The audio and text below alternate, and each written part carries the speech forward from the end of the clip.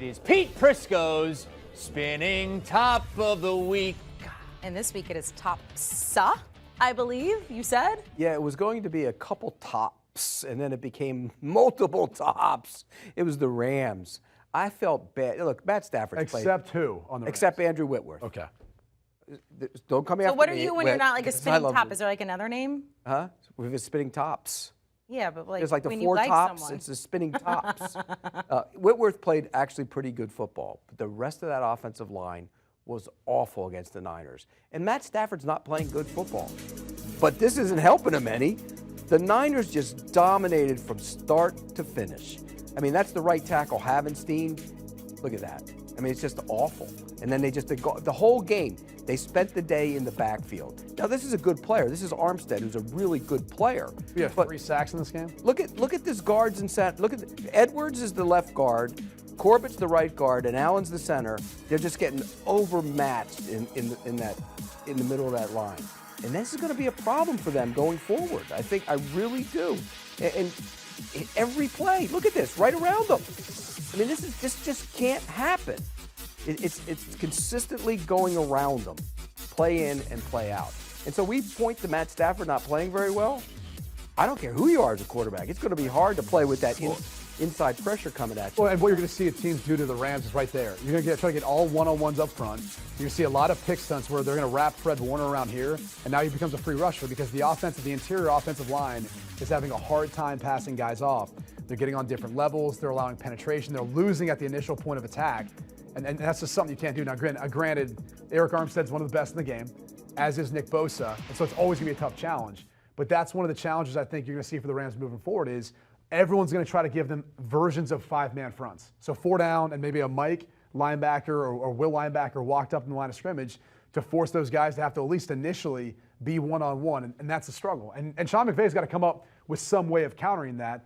And one of the easiest ways is you got to run the football. Run the ball. You got to be able to run the ball. That's where teams have been able to stop them and put them in that position where they're in 3rd and long passing downs is when they stop the outside zone. If you stop the outside zone of the LA Rams, it's a wrap. It's over. You've got them already playing behind the sticks in 3rd and longs, and it's not what Sean McVay wants to do. And you know Arizona will throw a bunch of different looks at him. These guys got to be better than what they were. It's going to be a tough game for them this week. I mean, when you look at Arizona, that's a good football team. Do we know if Watt's back, by the way, for this one? He's supposedly practicing on Thursday. I mean, I'm just saying, a motivated J.J. Watt adding to that group, And they were a different defense without J.J. Watt. Yes. All year long. Their run defense went really off the cliff when he wasn't there. But you look at this defense, they will come at you from all angles. And if that line's playing like that, there's going to be a lot of conversation if they don't win this game about Matt Stafford and all the talk, well, Jared Goff couldn't do it. Well, if Matt Stafford doesn't do it, we're going to have a lot of criticism of this whole team. Getting him, going all in, making all the deals, everybody. They have no draft picks. This is an all-in situation. You better win the game. Take this for what it's worth. Last 5 games, Jared Goff compared to Matt Stafford. Both had 11 touchdown passes. Stafford had 8 interceptions to Goff's 2. Higher completion percentage, Goff. Yards per game, Stafford threw more yards per game, but higher quarterback rating, Goff.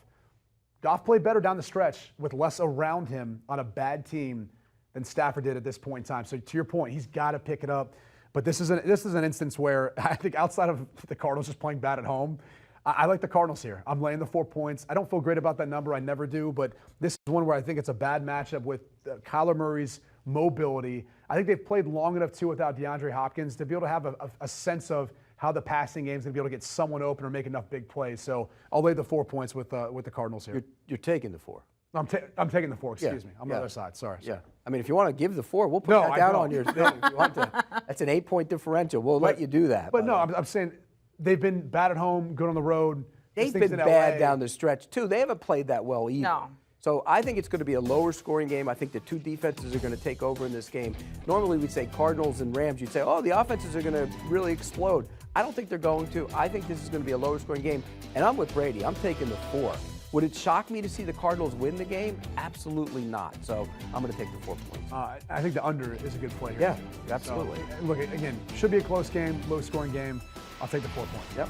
Do you want a sports network that delivers everything that matters about the game? The highlights, the picks, the instant analysis, no yelling, no fake debates, no politics. Hit the subscribe button and never miss a moment.